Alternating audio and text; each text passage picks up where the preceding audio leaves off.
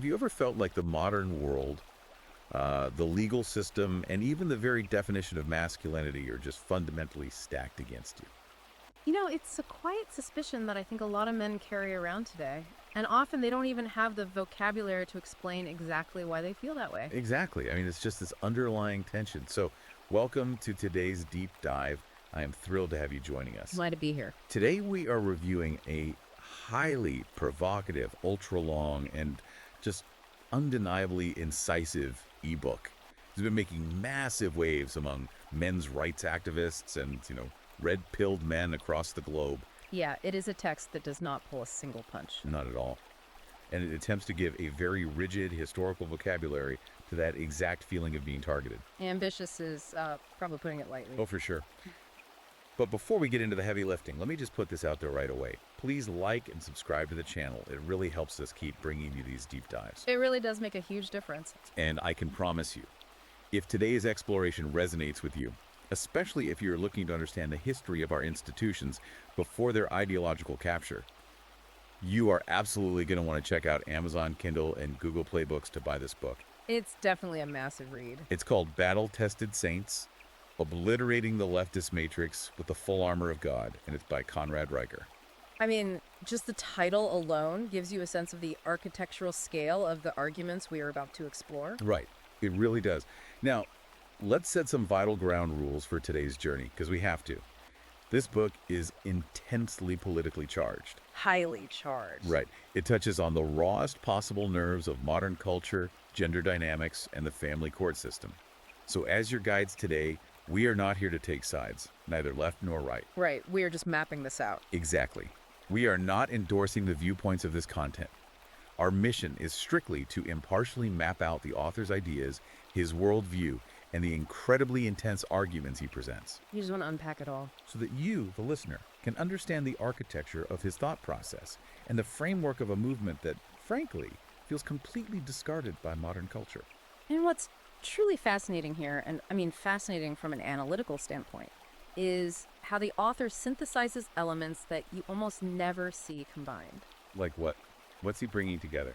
Well, he weaves together ancient classical philosophy, orthodox Christian theology, and cold, calculating modern legal strategy. That is a wild combination. It is. He merges these entirely different disciplines to create a literal field manual for what he calls the Logos Warrior. The Logos Warrior. Yeah. It's a guide for asymmetric warfare, targeting both the intellect and the spirit.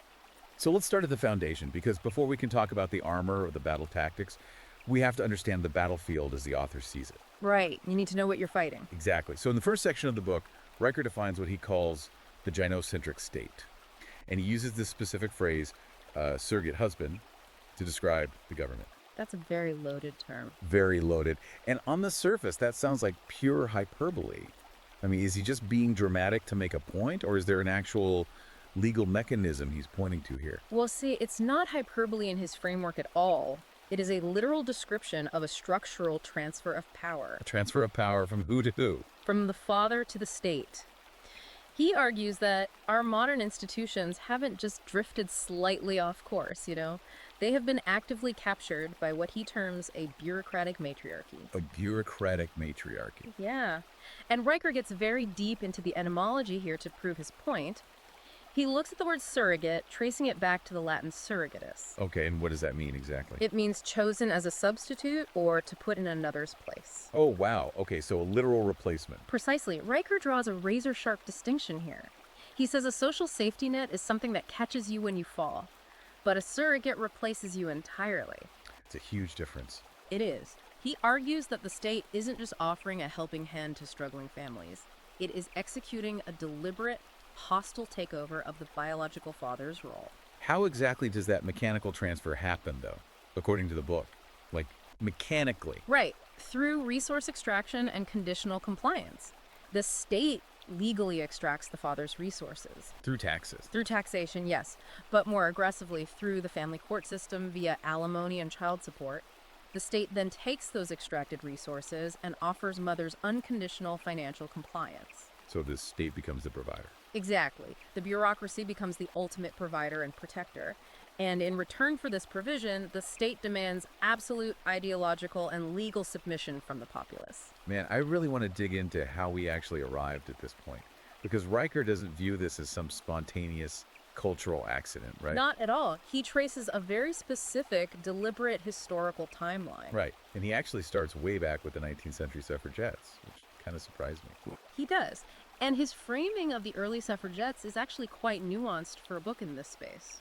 How so? Well, Riker notes that the original suffragettes, whether you agree with all their premises or not, they were fundamentally arguing from a framework of classical liberalism and natural rights. Oh, I see. Yeah, they were demanding the vote and property rights on the exact same philosophical grounds that men claimed them, as rational individuals endowed with inherent liberty under the law. Right. So they were essentially playing by the established rules of Western jurisprudence. They were saying, we meet the criteria of this system, so let us in. Exactly. But then he points to the 1960s as this catastrophic pivot point. Yes, he points to the 60s and second wave feminism.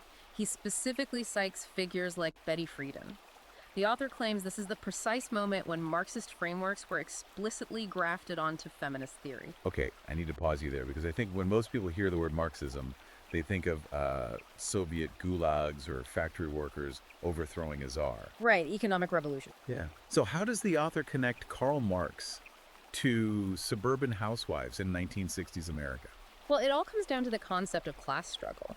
Instead of viewing the nuclear family as the foundational cooperative building block of civilization, this new ideological wave redefined the family. Redefined it how? As the primary site of class oppression. Riker actually references Karl Marx's Communist Manifesto, reminding the reader that Marx explicitly called for the abolition of the family. Wait, really? The abolition of the family? Yes. Marx viewed the family as a capitalist institution that perpetuated private property and inherited wealth. So let me make sure I'm getting this. Riker is arguing that the feminists took the Marxist template, which was bourgeoisie versus proletariat, and simply swapped the labels. You nailed it. So the patriarch became the oppressive bourgeoisie, and the wife became the oppressed proletariat. Exactly. And Riker argues that the modern bureaucratic matriarchy achieves what violent Marxist revolution couldn't. By replacing the father with a state-issued check, the system abolishes patriarchal authority and dismantles the independent family unit without having to fire a single billet. Wow. So it's a quiet, administrative revolution. It's completely administrative. Which brings us to what Riker considers the absolute point of no return. And he gives a specific date for this. September 5th, 1969. A very specific date. The signing of the Family Law Act in California by Ronald Reagan. This was the nation's first no-fault divorce bill. Now, most people today, I think, view no-fault divorce as just a standard legal convenience. Right, a way to end things peacefully. Yeah, a way to make bad marriages end less messily. Why does Riker view this specific date as the death blow to the traditional family? Because of the underlying mechanism of contract law. We'll have to walk through a hypothetical to see how Riker frames this, because it's important. Okay, lay it out. Imagine it's 1965. A husband and wife enter into a marriage contract. If one party wanted to dissolve that contract, they had to go to a judge and prove a material breach of the agreement. Meaning what? Things like adultery, abandonment, or abuse. The power remained largely within the terms of the contract the two people made. Right. It was treated like a serious binding covenant. Exactly. Now imagine it's 1970 after no-fault divorce is enacted. The state essentially says you no longer need a reason. Either party can dissolve this contract at any time for any reason. And the state just steps in. And the state will step in to divide the assets. Riker argues that by doing this, the state unilaterally breached the ancient marital contract. They just rewrote the rules. They transformed marriage from a binding covenant into a unilateral at-will employment contract. That is, it's essentially like starting a business with a partner under a strict operating agreement. Yeah. Right? And then 10 years later, the government passes a law saying your partner can dissolve the business on a Tuesday just because they feel unfulfilled. Yep. And they take half the assets and legally force you to fund their next venture. That is precisely the analogy Riker is making. The state quietly removed the power of the contract from the couple and transferred all arbitration power to the bureaucracy. And he frames this entire maneuver as a deliberate Hegelian dialectic. Yes, the thesis, antithesis, synthesis model. Right, so the thesis was the traditional patriarchal family, which was stable, self-sufficient, and therefore entirely resistant to the expansion of state power, because the state hates anything it can't control. Right. And then the antithesis was the fabricated crisis, the narrative of the universally oppressed woman versus the inherently oppressive patriarch. And the synthesis of that manufactured conflict is the gynocentric state. The state inserts itself as the supreme arbiter of domestic life, extracting the father's wealth to fund its own endless expansion. So it feeds itself. Completely. By doing so, Riker argues, the state effectively Marxified the family. The family ceases to be a sovereign, pre-political unit ordained by natural law, and instead becomes a subsidiary of the government. Completely subject to its arbitrary emotional whim. Exactly. Okay, so if the state achieved this massive structural takeover through ideology and legal maneuvering, how exactly are they maintaining it today? Because it's not like there are armed guards in our living rooms forcing us to comply. How does the Matrix keep people docile? This is where Riker pivots into his absolute obsession with language, definitions, and truth. He argues that the radical left operates through a concept called wera. Wera. W-E-R-R-A. That's a Proto-Germanic word, right? Yes, it is the root word for our modern English word war, but its literal original translation is to bring into confusion. To bring into confusion. Riker posits that the leftist ideological assault is not primarily a physical, kinetic war. It is a deliberate psychological and grammatical operation of wera. They want to confuse the populace into submission by destroying the very meaning of words. It's like taking all the labels off the files in a filing cabinet and randomly swapping them around until nobody knows where anything is. That's a great way to picture it. And to fight back against this confusion, Riker insists that men must reclaim the classical trivium. The trivium. We're going back to classical antiquity here. Grammar, logic, and rhetoric. The foundational building blocks of classical Western education. Yes. It's fascinating how he applies these ancient tools to modern culture wars. He starts by attacking the root of the confusion, which he identifies as a philosophical concept called nominalism. He traces this back to the 14th century Franciscan friar, William of Ockham. Occam's razor guy. The very same. To understand Riker's argument, we really have to understand nominalism. It is essentially the idea that universal categories like male, female, or family do not have an objective, grounded reality in nature. Okay, so what are they? They are merely arbitrary names or nomina. They are social constructs that human beings invent. So Riker is saying the left took Occam's razor and basically slit the throat of Western metaphysics. That's a visceral way to put it, but yes. By severing words from objective biological reality, they granted themselves the ultimate power. The power to endlessly manipulate language. Because if a word like gender is just a social construct completely detached from chromosomes or biology, then the state can redefine it however it wants, whenever it wants, to suit its political agenda. Which is exactly why the author stresses the first phase of the trivium, which is grammar. In the classical sense, grammar isn't just about punctuation or where to place a comma. Right, it's not just syntax. No, it is about the fixed, immutable definitions of reality. Riker instructs his readers to use grammar to ruthlessly separate concepts that the left deliberately conflates. And the prime example he gives here is brilliant. He draws a hard line between harm and offense. Yes, this is a crucial distinction in his framework. He says harm is objective. It's physical and quantifiable. A broken bone, a stolen paycheck, a burnt down house. Offense, on the other hand, is entirely subjective. It is an internal emotional displeasure. Exactly. And Riker argues that the modern state, particularly through corporate HR departments and social media moderation, tries to legislate against offense as if it were objective harm. And the mechanism behind that is incredibly insidious. If the state can convince society that feeling offended is the exact same thing as being physically harmed, then what happens? then they can criminalize traditional masculine directness, or really any dissenting speech at all. They do it under the guise of preventing violence or emotional abuse. So if you accept their fabricated, emotionally driven vocabulary, you have surrendered the strategic high ground before you even speak. You've already lost. It's like trying to play a game of chess, but your opponent is allowed to redefine how the knight moves in the middle of the game because the traditional movement offends them.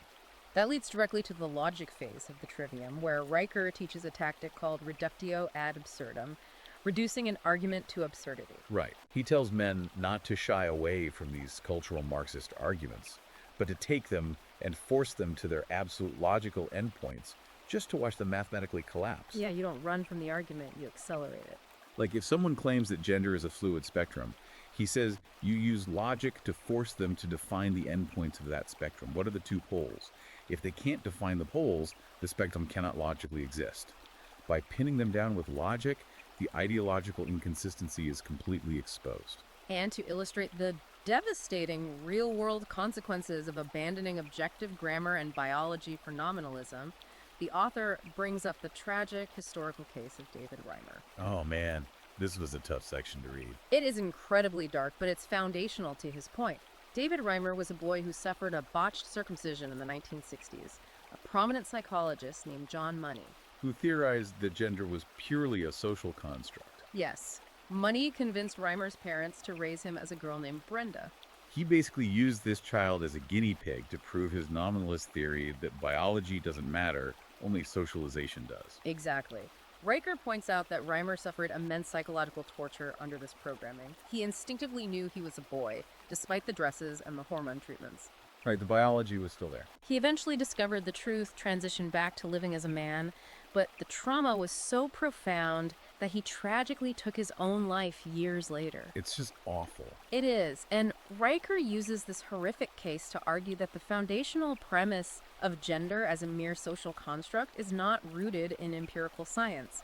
It is rooted in what he explicitly calls sadistic abuse. It's a chilling point. He's essentially saying the culture war isn't fought with policies or voting booths. It's fought with dictionaries. Completely. If you allow the Matrix to use terms like toxic masculinity or cisgender without immediately challenging the underlying grammatical premise, you've lost the war. You cannot win a debate if your opponent controls the definitions. But maintaining this level of hypervigilance against linguistic manipulation requires immense mental fortitude. Which brings us to a critical transition. Yeah. If a guy is walking out his front door every day into an external world that is a constant battlefield of linguistic manipulation, HR traps, and wearanissa, how does he armor his internal psychology against this relentless onslaught? Because eventually that friction is going to wear you down. It will. And this is where Riker introduces one of the most structurally complex and demanding parts of the book. He takes the ancient biblical concept of the full armor of God from the book of Ephesians, and he completely repurposes it. He strips away the Sunday school interpretations. He totally strips them away and turns it into a rigorous, almost stoic framework for psychological survival and legal endurance. He calls it the epistemological body armor. Okay, let's break this armor down piece by piece. He begins with the girdle of truth, but he makes it very clear he doesn't mean truth in the modern relativistic sense of the word. No, not at all. He reaches back for the classical Greek concept of aletheia, which translates to unconcealment or the state of not being hidden. So objective, verifiable reality. Yes. He violently contrasts aletheia with the modern cultural phenomenon of my truth. Riker diagnoses the phrase my truth as pure epistemological solipsism. The arrogant, narcissistic delusion that the universe revolves around your subjective feelings. Exactly. And to wear this girdle of truth, he demands something that I think would be incredibly difficult for the average person today. He calls it the asceticism of the tongue. It is a brutal discipline. It really is. He says you have to perform a ruthless self-audit of your speech. No exaggerations, no white lies to smooth over social awkwardness, and absolutely no victim narratives in your daily speech. None. Think about the massive friction of actually practicing this in a modern corporate workplace. If your boss asks for your opinion on a useless new initiative, the Matrix demands you nod and lie to keep the peace. Right, you play along. But Riker says if you do that, you are fracturing your own psychological armor. If you're going to stand up to the massive lies of a corrupt state, your internal reality has to be immutably true. You have to speak with terrifying verbal integrity. Moving to the next piece of armor, we find the breastplate of righteousness. In Riker's framework, this breastplate serves a very specific defensive purpose: the total rejection of collective guilt. Collective guilt. Yeah, the modern Matrix, as he describes it, loves to assign historical sin to an entire demographic class, specifically heterosexual men, without requiring any proof of individual wrongdoing. He calls out the apex fallacy here, which I think is a brilliant observation. That's every shirt. He says society constantly conflates the top 0.1% of men, the billionaire CEOs, the senators, the conquerors, with the average, hardworking guy. Right, the guy just trying to get by. Exactly.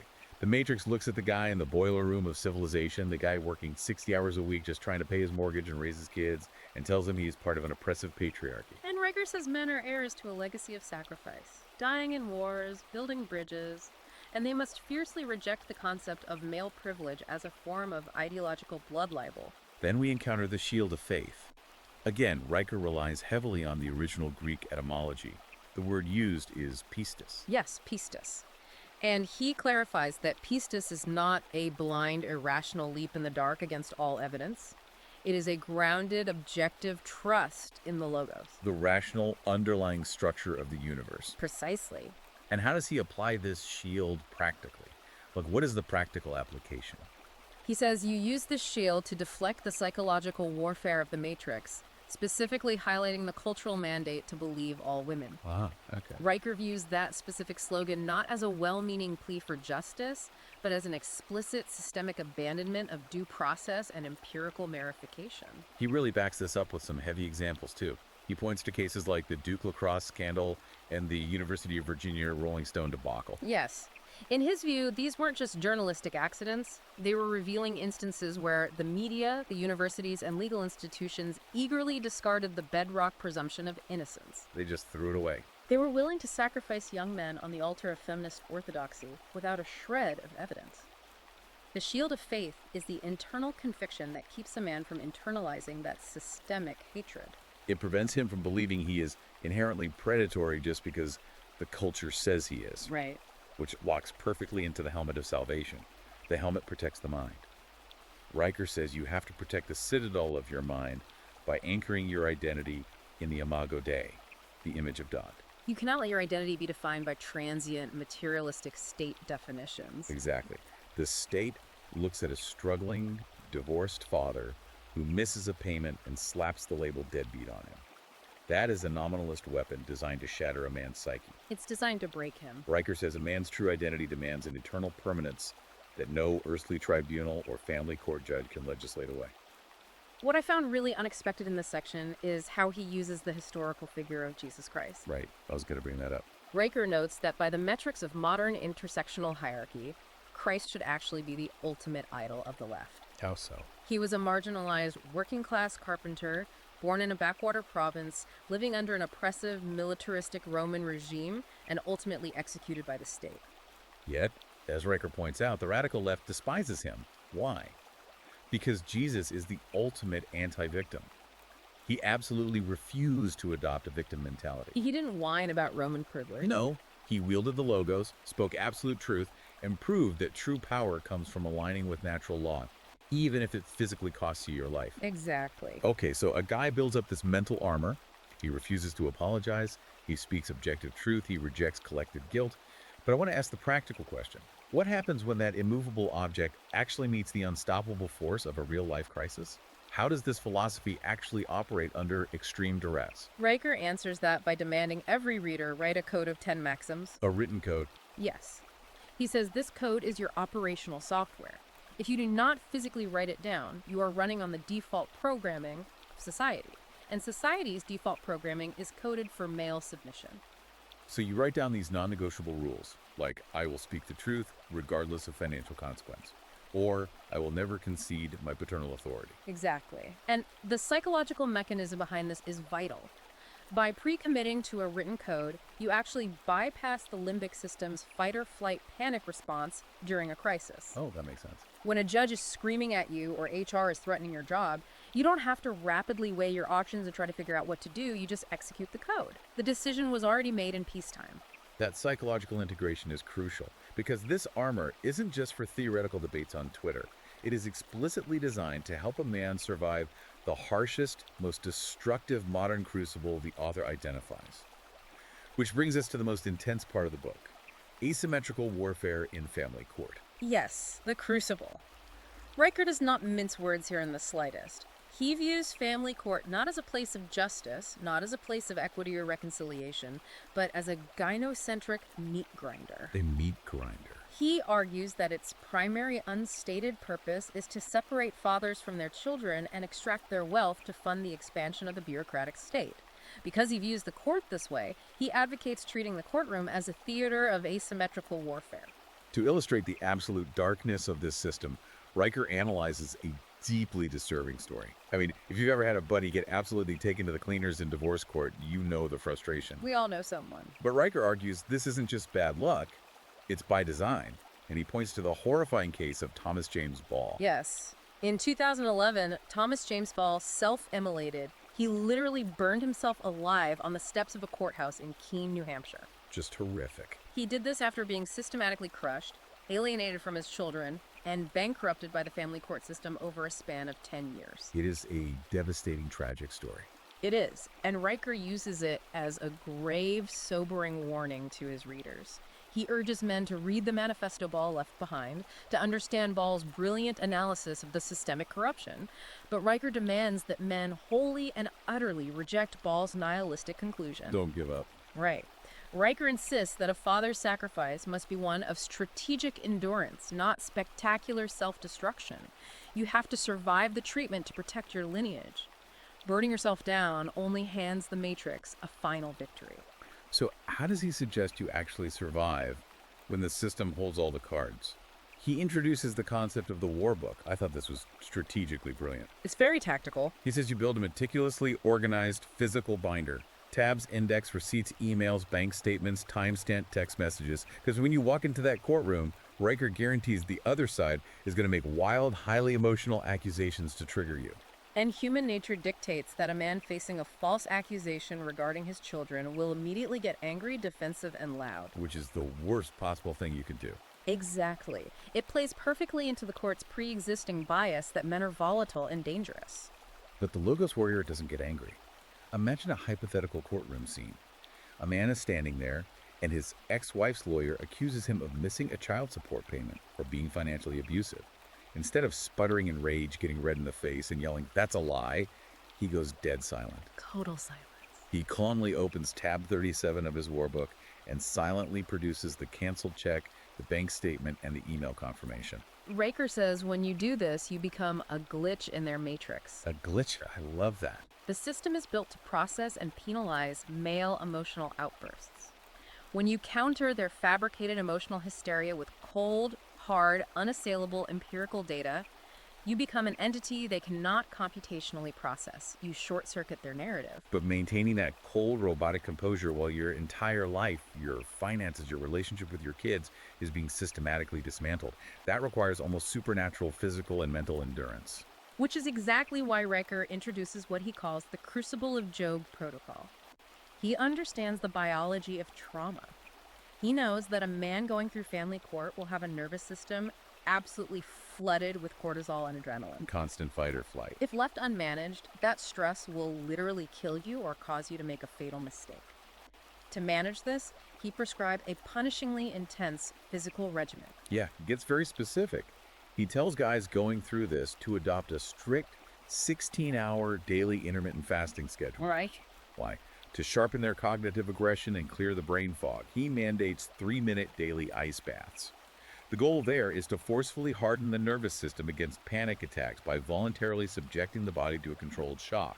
And he tells them to lift heavy compound weights, deadlifts, squats. Lifting is crucial. Riker says you must channel that overwhelming righteous rage into structural physical dominance rather than letting it eat you alive from the inside out. You turn the trauma into muscle density.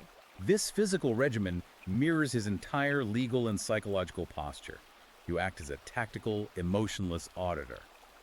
And he has one overarching rule for the courtroom that he repeats multiple times: never apologize. This is deeply controversial, but logically consistent with his worldview.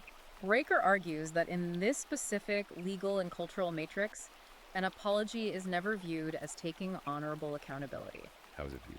It is universally viewed as a failed shit test. It is treated as a concession of guilt that will be immediately legally weaponized to strip you of your parental rights. He essentially tells men to stop hoping the Marxist Leviathan will suddenly develop a conscience, look at the facts, and treat them fairly. It won't. You must operate entirely on data, discipline, and documentation.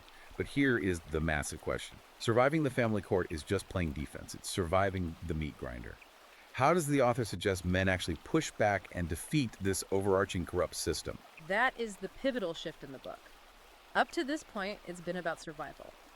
Now, Riker argues that you do not defeat this system by fighting it directly in the streets. And you certainly do not defeat it by trying to reform it from within via the ballot box. No voting your way out. No. He insists the modern state is mathematically, economically, and spiritually doomed. This brings us to his doctrine of spiritual guerrilla warfare. He calls it the Amish strategy. Precisely. Riker points to the Amish as the single most successful parallel institution in American history. He notes their staggering 80 to 90% youth retention rate. Meaning their kids actually stay in the culture. Yes. He points to their complete self-sufficiency, their parochial schools that entirely bypass state ideological indoctrination, and their separate private systems for dispute resolution and mutual aid. Now, to be clear for the listener, he isn't telling modern men to sell their cars, buy a buggy, and start churning butter. No. He explicitly says you don't need to adopt their specific theology or their technological restrictions, but you absolutely must adopt their strategy of total separation and uncompromising self-sufficiency. He says the state's massive power relies entirely on two things: your financial resources and your psychological compliance. He tells you to withdraw both. To execute this withdrawal practically, Riker outlines a rigorous exercise he calls the 30-day life audit. He instructs the reader to sit down and inventory every single dollar earned, every tax paid, every subscription, every institution participated in, and categorize them into 3 strict columns. Essential, transitionary, and parasitic. Exactly. I love the practical nature of this. So, essential meaning it literally keeps your kids fed, sheltered, and healthy.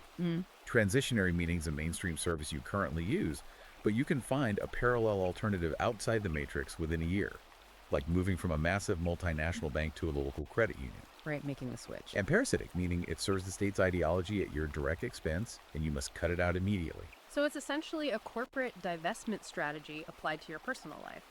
You aren't storming the boardroom with a protest sign, you're just quietly pulling all your shares out of the company until it goes bankrupt. Exactly. And this leads to his concept of starving the Leviathan. Riker views legally minimizing your tax burden not as mere financial advice, but as a profound moral duty. He argues that every dollar you legally keep out of the hands of the state is a dollar that cannot be used to fund the bureaucratic apparatus he believes is actively destroying the family. He gives heavy, practical financial advice here. He talks about utilizing S-corp elections to drastically reduce self-employment taxes. He details setting up donor-advised funds for massive tax advantages while keeping capital out of government hands. He advocates using land trusts for property privacy and maximizing homestead exemptions. He's telling men to legally optimize every square inch of their lives to starve the beast. He uses a very powerful historical analogy to frame this strategy too. He compares the modern Logos warrior to the early Christians living in the Roman Empire. Okay, the early Christians. The early Christians didn't demand a seat at the table of a corrupt, collapsing pagan empire. They didn't try to vote their way out of persecution. They built the catacombs. Right, yeah. They literally built an entire living, breathing civilization underneath the floorboards of the empire. They outlived it, outbred it, and outorganized it until the corrupt system above collapsed under its own bureaucratic weight. I really have to push back on this because when I was reading it, I couldn't shake this feeling. If a highly capable man just pulls his taxes, his labor, and his participation from mainstream society, isn't he just retreating? Isn't that cowardly, leaving the culture to burn? It's a very natural critique, and Riker actually addresses it directly by critiquing another famous book, Rod Dreher's The Benedict Option. Dreher suggested that conservative Christians should build parallel communities to weather the coming Dark Ages. But Riker fiercely rejects Dreher's approach, saying it reeks of pessimistic retreat and pacifism. So how does Riker's catacomb differ from Dreher's monastery? Riker says the Logos warrior does not build a monastery to hide from the world. He builds a fortress. The distinction is intent. You build the catacombs as a hardened base of operations to project influence, accumulate capital, raise strong sons, and eventually emerge to conquer and reclaim the culture when the matriarchy inevitably collapses. It is a strategic withdrawal for the purpose of future victory, not surrender. That makes sense. It's a tactical retreat to higher ground. Yeah. But building this invincible fortress, this catacomb, requires a very specific type of architect. It requires a man who is fully integrated. And this brings us to the final, culminating stage of the book, the architect, masculine duality, and the family constitution. To reclaim this paternal birthright and actually build something that lasts, Riker says a man must master the duality of the lion and the lamb. This section reads like a direct, aggressive refutation of the modern concept of toxic masculinity. It absolutely is. Riker argues that true masculine strength is not the cartoonish, erratic brutality of a tyrant, which the left loves to highlight. But he also argues it is certainly not the castrated, apologetic passivity that compliant nice guys offer to appease the culture. The duality is key. The lion represents the capacity for overwhelming force, targeted aggression, and the strict, unapologetic enforcement of boundaries. The lamb represents sacrificial, nurturing, fiercely protective love. He says true masculinity is the controlled, purposeful violence of the lion specifically deployed to defend the lamb. It's the strength to look the barbarians at the gate in the eye and say no. Right. If a man only possesses the aggression of the lion, he's a tyrant who abuses his own family. But if he only possesses the passivity of the lamb, he's a coward who leaves the gate open and lets the culture devour his family. The fully integrated man holds both capacities in permanent calibrated tension. To solidify this integration within the walls of the home, Riker introduces the concept of the sacra privata.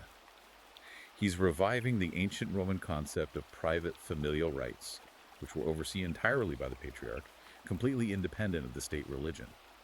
To execute this, he demands that the father draft a literal family constitution. And we must emphasize, this isn't some fluffy emotional mission statement that you print out and stitch onto a throw pillow in the living room. No, he says it must be a rigid, legally defined framework that dictates the telos, the ultimate transcendent purpose of your bloodline.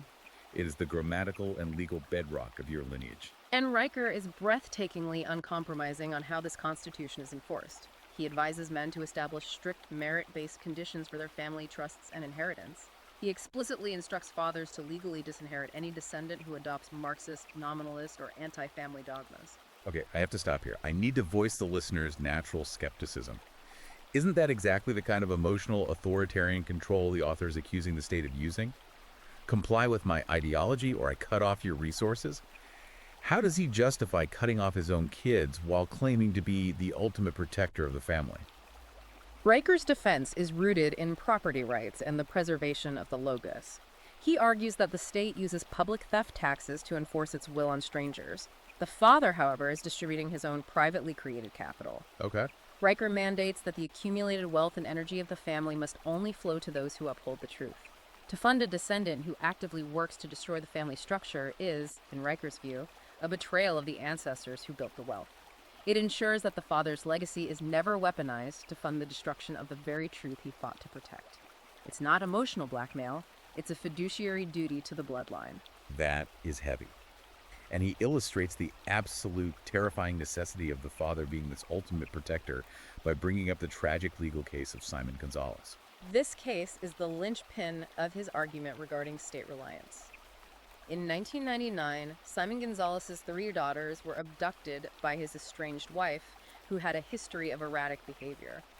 Gonzalez had a restraining order. He had the paperwork. He frantically pleaded with the local police multiple times throughout the night to enforce the order and find his daughters. The police repeatedly failed to act, largely brushing him off.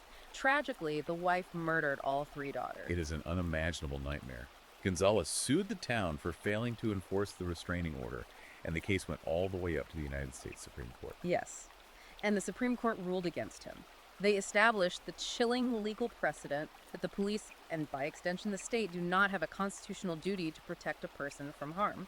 Riker uses this devastating legal reality to prove his ultimate point. The state claims an absolute monopoly on violence.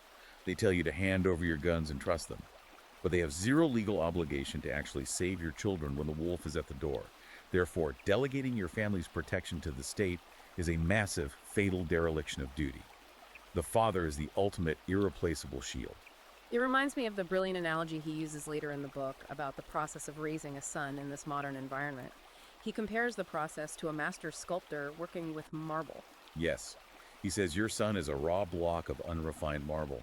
The external world, with its brutal rejections, its insidious ideological indoctrination, its financial hardships, is a giant, blindly swinging sledgehammer.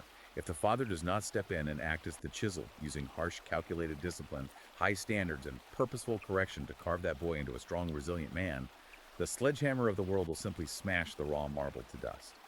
The father has to strike hard, but with divine, loving intent. That, right there, is the ultimate act of creation for the Logos warrior. Riker insists that sitting on the internet filled with rage without engaging in physical creation is just another form of entropy.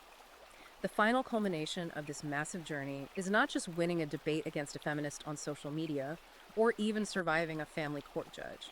It is the literal, physical, and spiritual reconstruction of civilization, starting from the ground up with the forging of an invincible sun and an unshakable lineage. So, bringing all of this immense material together, we have walked through a massive architectural framework today. We've gone from the historical capture of our institutions by Marxist feminism to the linguistic warfare of the trivium, the psychological stoicism of the armor of God, the asymmetrical tactical survival of family court, the economic divestment of the Amish strategy, and finally, the drafting of a family constitution to secure a permanent bloodline. Taking a step back here, the author's presenting a complete, hermetically sealed, alternate reality framework. It is specifically designed for men who feel discarded, demonized, and financially strip-mined by modern culture. It is an uncompromising, unapologetic call to intellectual rigor, stoic physical endurance, and absolute spiritual defiance. It challenges the fundamental premises of the modern welfare state and the entire legal system. And as we wrap up this deep dive, I want to reiterate our stance. Again, we are here as your guides to explore the depths of these provocative sources with you, to understand how this movement thinks, not to endorse the theology or the politics, but the sheer architectural scale of Riker's argument, the historical depth he brings, and the intense tactical nature of his writing make this an undeniably fascinating read for anyone seeking to understand the mechanics of this growing cultural fracture. It absolutely forces the reader to confront very uncomfortable foundational questions about the nature of law, the definition of the family, and the ultimate role of the state. It certainly does. And I want to leave you, the listener, with a final provocative question to mull over as you go about your day. Think about this.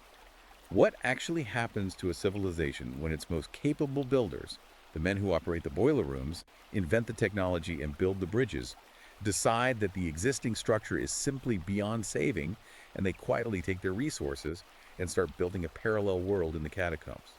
Do those two worlds eventually clash in a spectacular cultural earthquake?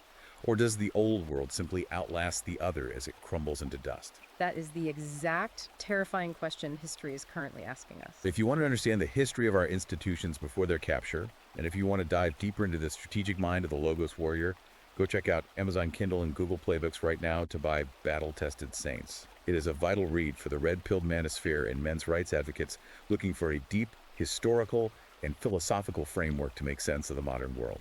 It is a text that demands a serious intellectual response. Absolutely. And for continued training, cultural analysis, and strategic updates straight from the source, make sure to follow the author at Conrad and Riker on Substack. Highly recommended for those who want to follow his ongoing arguments. And as always, please like and subscribe to this channel so we can keep diving deep into the most fascinating, provocative sources out there. We rely on your support to keep dissecting these massive topics. Until next time, keep exploring.